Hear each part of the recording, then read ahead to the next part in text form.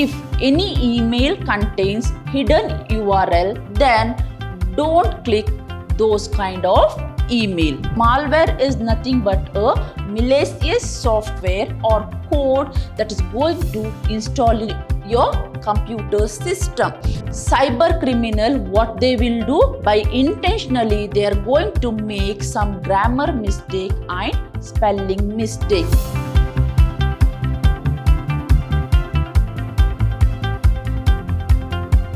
Hello to all, a warm welcome to my new session. I'm Revati, faculty, Department of Computer Science, Vidyashram, First Grade College, Mysore.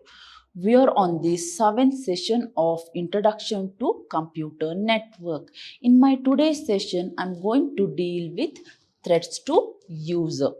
Before going to start threats to user, let me to recall the things what I discussed in my last session. In my last session, I discussed threats to data. That means how the data are attacked by the malicious software or malicious program. But in my today's class, I'm going to deal with threats to user. That means how the other user is going to harm your data. So here the user is nothing but a hacker. So how the hackers are going to harm your data. So in threats to user, initially we are going to consider insider threats. That means the person who is present within the organization. I repeat, the insider threats means the person present within the organization. So, an insider threat occurs when individuals close to an organization who have authorized access to its network intentionally or unintentionally misuse that access to negatively affect the organization critical data or system. So here consider the example. So I'll consider hospital. So in hospital, the most of the patient informations are stored in this system and that is used for the future reference. So here the one person who is going to use that system that contains valuable patient information, they may misuse that person information. So here the inside threat occurs when individual close to the organization, that means he is an employee of an organization who may have the authorization to access the valuable information, that is sensitive information, through the network, and he or she may intentionally or unintentionally misuse that access to negatively affect the organization critical data or system. So moving further, we are going to have how to prevent insider threats. That means how to prevent the user from the insider threats. So here first one, we want to limit the employees' access. Consider the example hospital. So in hospital, the computer systems are mainly used to store the patient information. So here now we want to limit the access to the employee. That means only the authorized user capable to access computer system that contains patient information. Then the another prevention here is train new employee and contractor on security awareness. That means train the newly employed employee about the security awareness before them access to the network. So here the next precaution we can able to take here is install employee monitoring software. The example for employee monitoring software is VeriClock and Active Task. So these are the two employee monitoring software most commonly used by the organization. Moving further, we are going to have threats to user. That means how the user is going to harm or steal your data. In that first one, we are going to have phishing. So many of us, we are going to receive similar kind of email. So in the phishing theft, they appear as coming from the genuine source. That means in phishing, whatever the email we are going to receive, that is appeared as if it came from the genuine source, but fact, if we analyze them little carefully, they are not. For example, think that you have ordered some product in Amazon. So now you are going to expect the confirmation from the Amazon. So you are going to expect confirmation email from the Amazon. So in the phishing attack, what they will do? They are going to send the email and it is look like the genuine source. I repeat, whatever the email you received, that is came from the genuine source. So here the example I'll take Amazon.in. So here you ordered some product in Amazon.in and you're going to expect for the confirmation from Amazon.in. After some time, you may receive the mail. So here what the hacker will do, instead of Amazon, here in place of O, the hacker is going to place 0. So by looking this, the victim is going to understand that whatever the mail he received, that came from the Amazon.in, but it is not the original Amazon email. So here whatever the email you're going to receive, that appears like original email, but it is not the genuine one. So such emails are called phishing because it depends on the user. I repeat, so this kind of emails are called phishing and it is purely depends on the user, whether they will follow the procedure that the spammer is requesting or if they will delete the email. So this is purely based on the user. If they are going to accept the email, that means they are going to click or open the email, or they are going to reject the email. But it looks like the email came from genuine resource. So the only difference here is instead of O, they used to write 0. The link in the email may install malware. I repeat, suppose if you open that email, then whatever the attachment present in that email, that may contain malware. So malware is nothing but a malicious software or code that is going to install your computer system.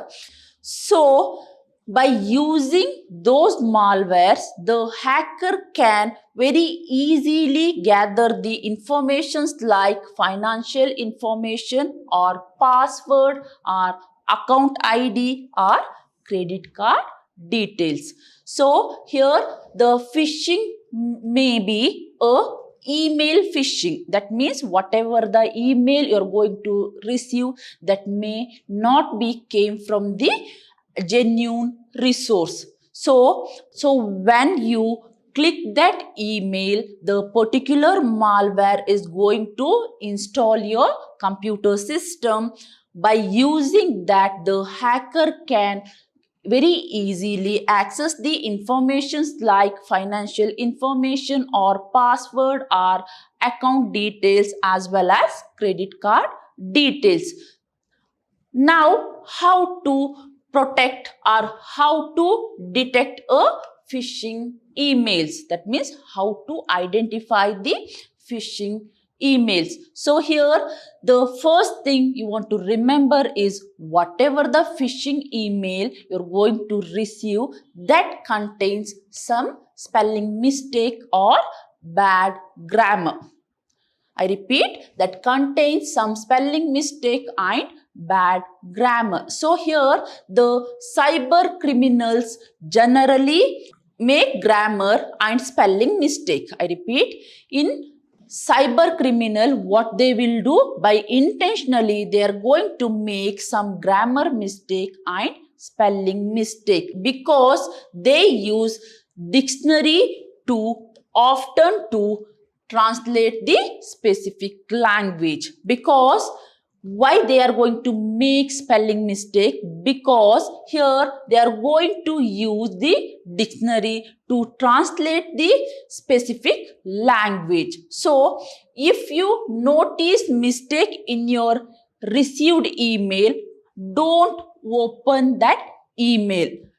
You might be scammed. That means whenever you receive any email with the bad grammar or spelling mistake, then that indicates that it might be a scam. Then another technique here is links in email. So the links in email are always within hidden URL.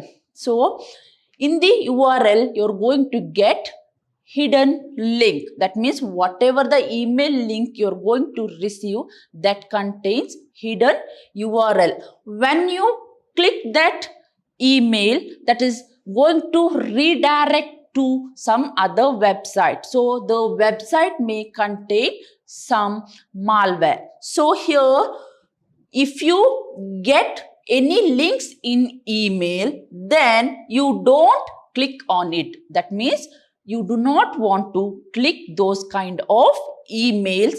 Start or reset your mouse on the link to, if the address match the link that was typed in the message. That means if any email contains hidden URL, then don't click those kind of email.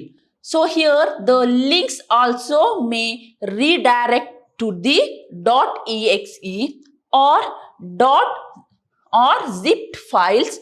These are known to spread malicious software. That means when you're going to have any link in your email, okay, that may includes or that may redirect you to .exe file or zip file in order to spread the malicious software. Moving further, we are going to have spamming. So I hope everyone are very familiar with the spamming. So in Google, that means in Gmail account, we are going to have spam. So the spam contains many emails. So the spam is mainly used to store the advertisement email. So here the spam is a form of email which is used to send to different email account.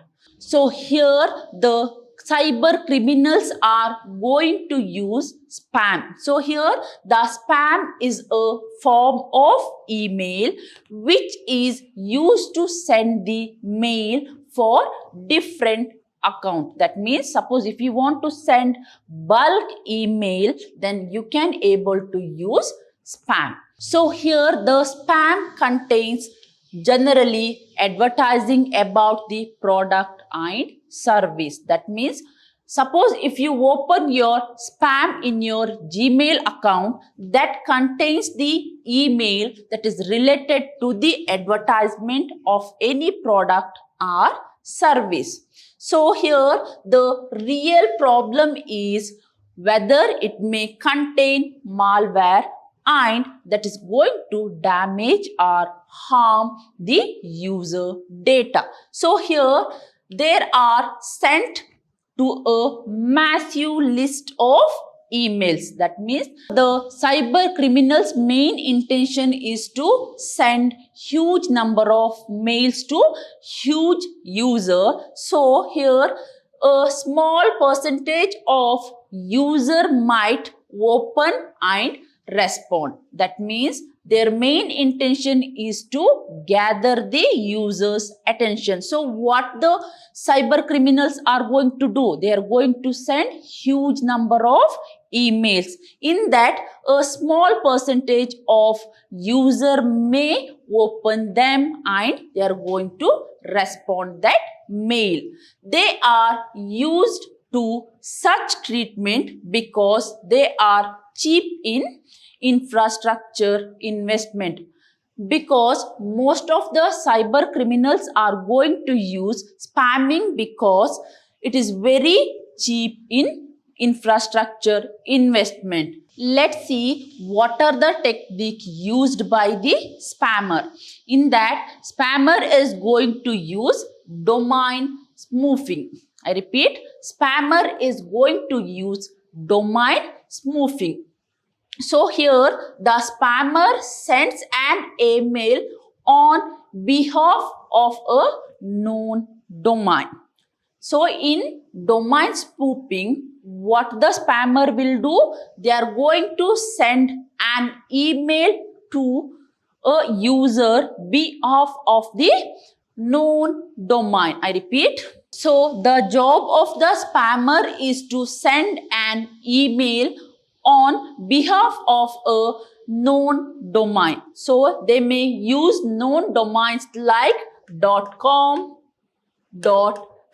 .in. So the receivers thinks that they know this person and open it. In the domain spoofing, what the spammer will do? Spammer is going to use well-known domain. And when the victim is going to receive any mail, the victim is going to think that I know this domain or I know this person and he or she is going to open that mail.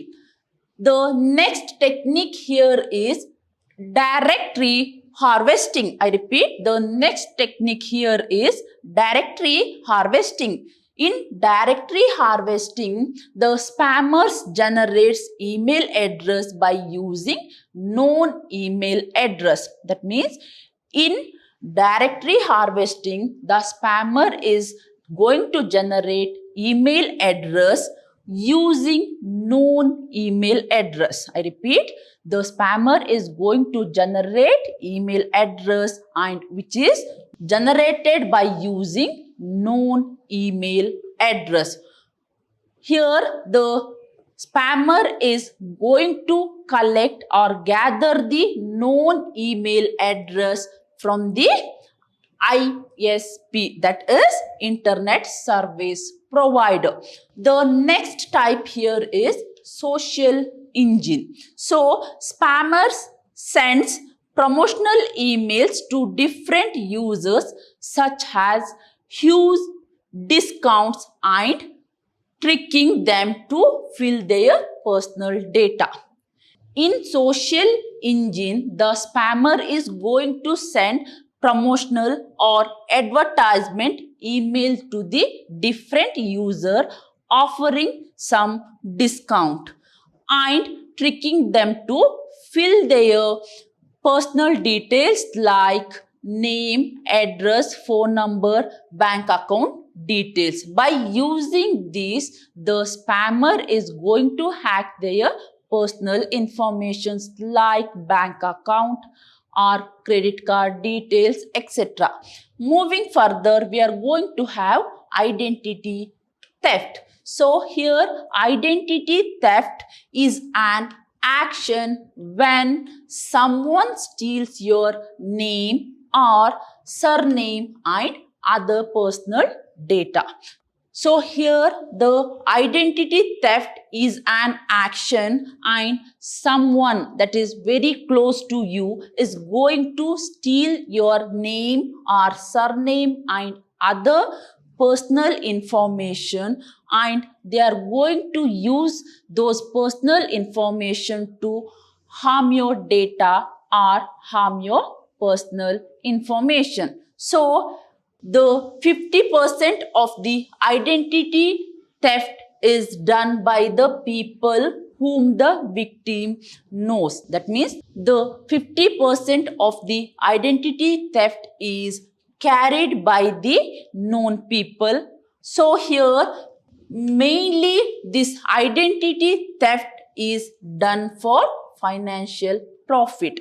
That means, so here the main aim of the criminals is to gather the information, that is personal information, and they are going to do the identity theft only for financial profit. So here hack into a computer that contains your personal records and steal the data. That means, so here the identity theft is an action. So it is carried out by the known user to the victim, and the main intention is to hack their personal records and steal their personal data, and the main intention is to achieve financial profit.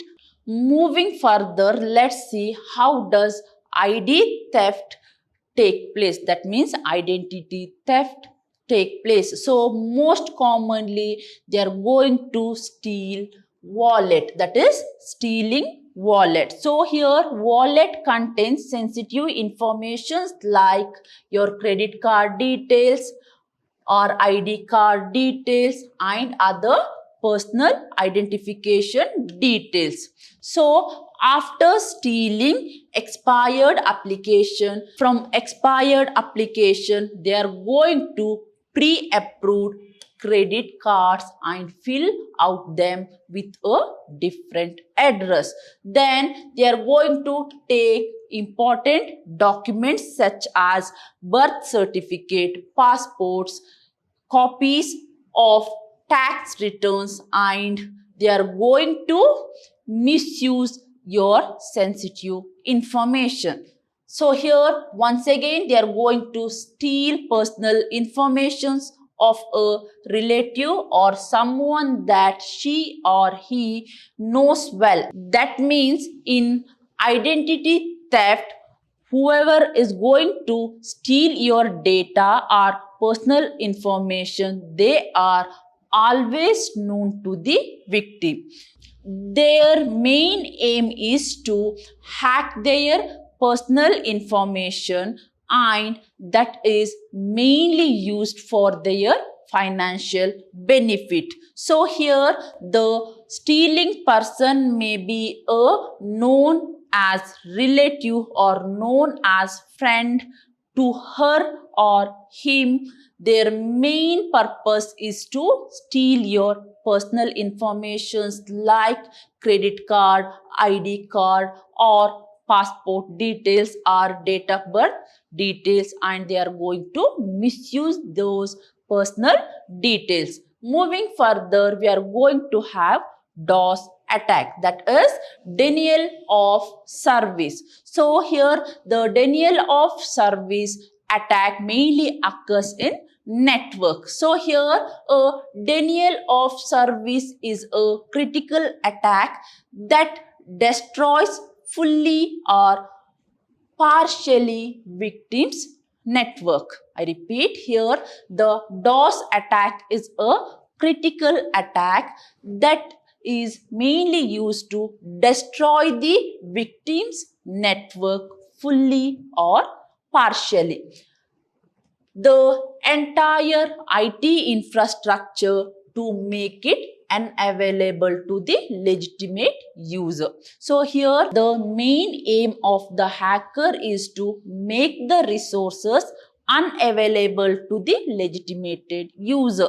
So the DOS attack can be categorized into following three parts. So here first one, connection flooding. I repeat, the first DOS attack here is connection flooding. So here the attacker is going to block down the host by establishing large number of TCP connections. I repeat, in connection flooding, what the attacker will do, they are going to create or establish large number of TCP connection at the target host, and these fake connection block the network. That means the main aim of the hacker is to block the network. So what they are going to do, they are going to create large number of TCP connection. Then we are going to have vulnerability attack. So by sending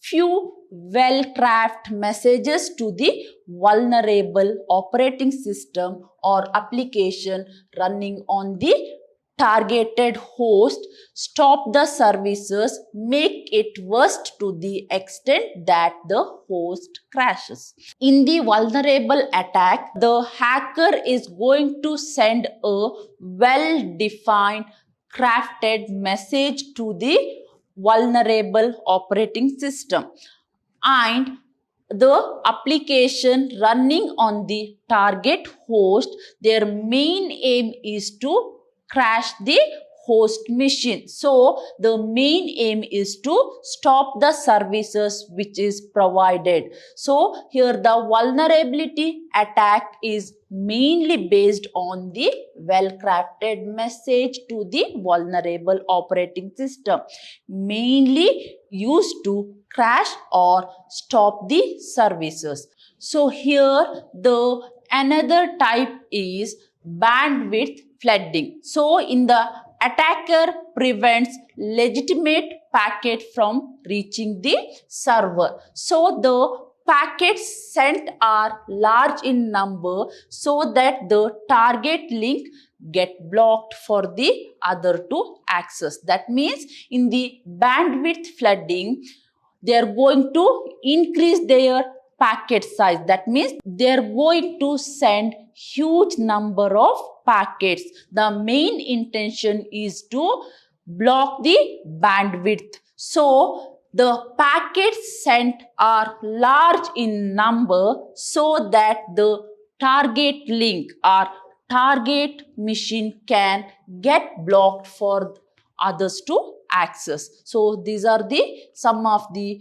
service or different types of DOS attacks. Moving further, we are going to have man in middle. So here man in the middle is a person. So here the man in the middle attack occurs when hackers insert them into a third party transaction. I repeat, the man in the attack occurs when the hackers insert them into a third party transaction. So after interrupting the traffic, they can filter and steal the data according to. So in the man in the middle, the person is going to pretend as a third party, and their main intention is to interrupt the traffic. By interrupting traffic, they are going to filter and steal the data. So here man in the attacks often occur in the Wi-Fi network. I repeat. So here the man in the middle attack occurs most frequently in Wi-Fi network. So here the man in the middle attacks often occur when a visitor uses an unsecured public Wi-Fi network. So suppose when you're going to use unsecured public Wi-Fi network, the third person can able to enter into that network and they can able to steal or hack your personal data. So here the attackers insert themselves between the visitors and the network. That means here the attacker is going to place in between the visitor and network and then uses malware to install software and use data miscellaneously. So here the man in the middle, that means the third person is going to place in between network and the visitor, and the main aim of man in the middle is to use malware and install some suspicious software. Moving further, we are going to have cryptojacking. So here the cryptojacking has been the tool of choice for the hacker. So here the cryptojacking is a tool that is used by the hackers, mainly used to steal cryptocurrency. I repeat, it is a tool mainly used to steal cryptocurrency from unsuspecting victim for their financial gain. So here the cryptojacking is a tool that is used by the hacker to hack the cryptocurrency from the unsuspecting victim for their financial benefit. So these attacks are similar to worm and virus. I repeat, these attacks are similar to worm and virus. Instead of harming data or instead of corrupting sensitive data, their main intention is to gain the access to the CPU resource or harm the CPU resource. So here the cryptojacking is a tool that is used by the hacker to hack cryptocurrency, and it is like a worm or virus, but the main intention of worm and virus is to steal the data or harm the data. But here the cryptojacking is mainly used to steal the computer resources, that is CPU resource. So here the cryptojacking is mainly used to steal the CPU resources. Moving further, we are going to have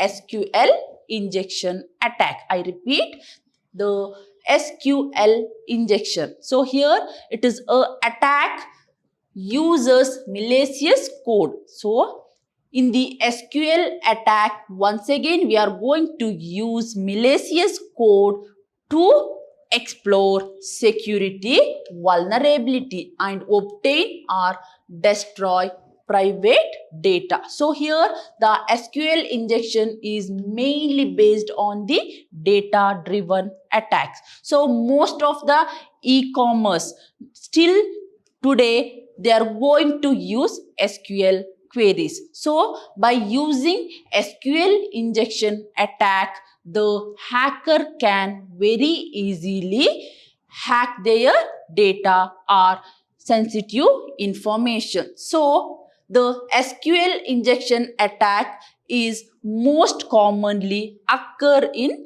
e-commerce because still they are going to use or operate on SQL queries for their inventory and order processing. So here it is a malicious code and it is mainly used to hack e-commerce. That means in e-commerce they can able to hack inventory and data processing information. Moving further, we are going to have IP spoofing. So it is a process of injecting packet. I repeat, it is a process of injecting IP packet in the internet using false source address. I repeat here, it is a process of injecting packet, that is IP packet, into the internet by using false source address, so that no one can very easily understand IP spoofing. So here consider the example A and machine B and machine A want to communicate each other. To communicate each other, they are going to use the address. They are going to use IP address.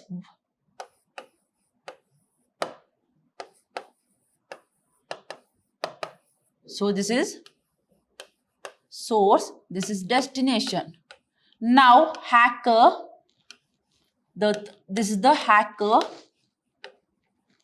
So now the hacker is going to act as a genuine source. That means source B. So he's going to create the packet with the IP address 192.1.128.0.1 and he is going to send the packet to the destination machine. What is the destination machine address? 192.128.0.2. So the main intention of IP spoofing here is it is going to inject the packet. So here the source B and source A want to communicate each other and they are going to use IP address to communicate each other. So at the same time, the hacker is going to act as genuine source and he or she is going to use the IP address which is same as your genuine source and the hacker is now going to send the packet to the destination. So in the destination machine, what the receiver is going to understand that whatever the packet or data it is received that came from the genuine source. So in IP spoofing, in order to avoid IP spoofing, we required endpoint authentication, that is end-to-end authentication between two parties in order to avoid IP spoofing. Moving further, in my next class, I am going to discuss threats to hardware.